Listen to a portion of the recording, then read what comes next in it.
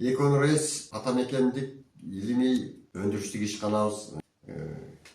Кийинки суларыбызды тартуулайбыз. Кийинки ошол биздин тоолорубуздан чыккан ошол өзүбүздүн табигаттан жаралган өсүмдүктөрдү ушул шолот суларга кошуп, ушундай суларды чыгарабыз да. Адамдын канды тазалоочу, ата-бабабыз колдонуп келген чөп жардан жасалат да буларчы. Эми четинен баштасак, бул расторовша, кокоо тикенек. Кокоо тикенек бул эң күчтүү, бул мында деген абадан да тазалой турган күчү бар. Кремнийге аябай бай өсүмдүк да мына бул ошо расторовша. Орусчасы расторовша деп. Ошонун суусунан чыгарабыз муну. Мунун pH'ы 12.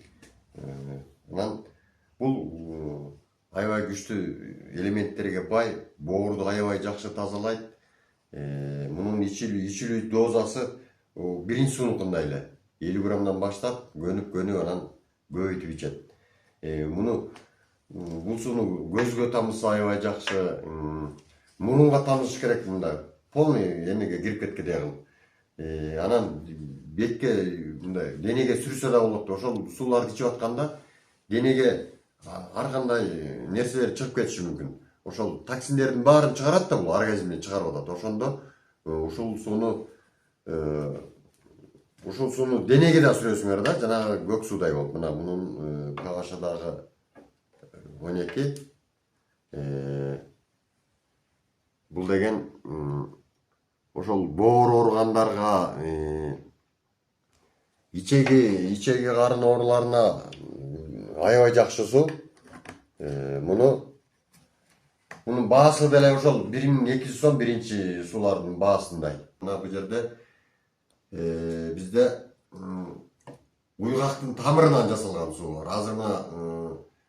Азыр онкологиялык ооруларга аябай чоң таасир берип атат. Организмден болгон шлактарды чыгарып, ошол сөөгкө чейин жардам берип атат. Сөөк, муун, сахар, давление деген азыр эмне деген оорунун түрү чыгып кетти, мына ошолорго жардам берүүчү суу. Бул азыр жаңы чыкты. Булардын ичилүү тартиптери булардыкы деле ошол биринчи эле суулар. Төмөндө айтпадым, биринчи суулардын ичилүү дозалары булардыкы деле ошондой ичилет. Бул жерде баягы золотой корень деп коебуз. Алтын тамырдын суусун гана ошол давлениеси күчтүүлөр ошол аз-аздан ичиш керек.